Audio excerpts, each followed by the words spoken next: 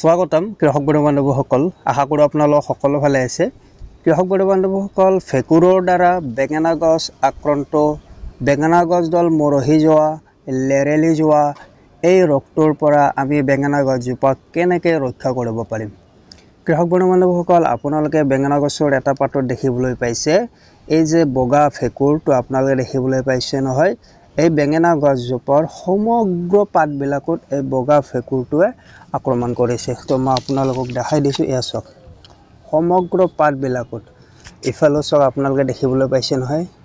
মুঠতে সম্পূৰ্ণ বেঙেনা গছৰ ঠাৰিত হওক পাতত হওক বগা ফেকুৰ এই ৰোগটোৱে আক্ৰমণ কৰিছে। গছজোপাৰ স্বাস্থ্যৰ খুবেই হানি হৈছে। গছজোপাৰ পৰা কি ফল লগা আৰম্ভ হৈছিল এই দেখিবলৈ পাইছে নহয়, ফলবিলাক বাঢ়িব পৰা নাই, ফলবিলাক আপোনাৰ নতুনকৈ ফল ওলোৱা নাই, তাৰ পৰা যিটো উৎপাদন পাব লাগিছিল উৎপাদন পোৱা নাই।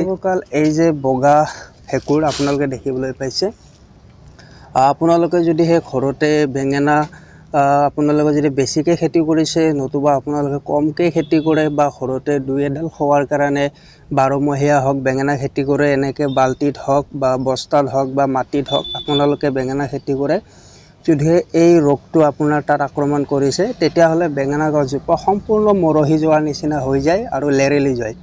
আৰু গছজোপাৰ বিভিন্ন যত্ন কৰিও আমি গছজোপা মানে বচাব নোৱাৰোঁ। বন্ধুসকল, ইয়াৰ মানে কি আমি দ্ৰব্য ইয়াত প্ৰয়োগ কৰিব লাগিব বা কিটো দ্ৰব্য প্ৰয়োগ কৰিলে আমি ইয়াৰ পৰা এটা ভাল মানে গছজোপা আমি বচাব পাৰিম। তো কৃষক বন্ধুসকল, প্ৰথমতে মই আপোনালোকক এই ভিডিঅ'টোৰ মাধ্যমেৰে কিছু উপায় দিব বিচাৰোঁ।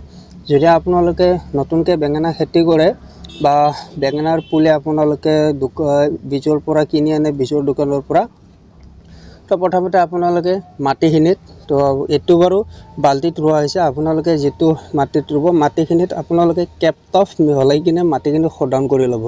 তো কেপটফ এটা ফাংগিচাইড হয় যিটো আপোনালোকে মাটিটো শোধন কৰি ল'ব পাৰিব।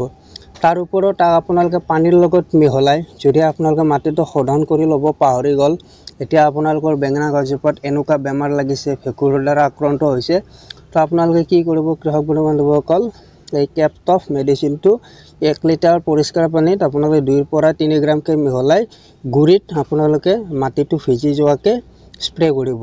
লগতে সম্পূৰ্ণ গছজোপাটো আপোনালোকে কেপটফ মেডিচিনটো প্ৰয়োগ কৰি দিব, দিলে আপোনালোকে কিছু সকাহ পাব।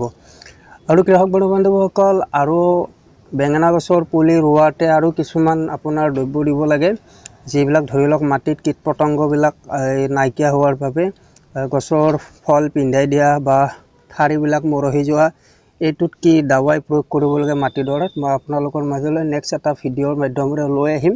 গতিকে আপোনালোকে যিহেতু এতিয়া বেঙেনা খেতি কৰিব আৰু বেঙেনা খেতি লাগিব ধৰাৰ সময়ত এই ৰোগটোৰ পৰা আপোনালোকে গছজোপাক কেনেকৈ বচাব পাৰিব, আজিৰ এই ভিডিঅ'টোৰ মাধ্যমেৰে আপোনালোকৰ মাজলৈ এটি উপায় লৈ আহিছোঁ। গতিকে আপোনালোকে এইটো উপায় আপোনালোকে কৰিলে বেঙেনা গছজোপা কিছু ৰক্ষা কৰিব পাৰিব।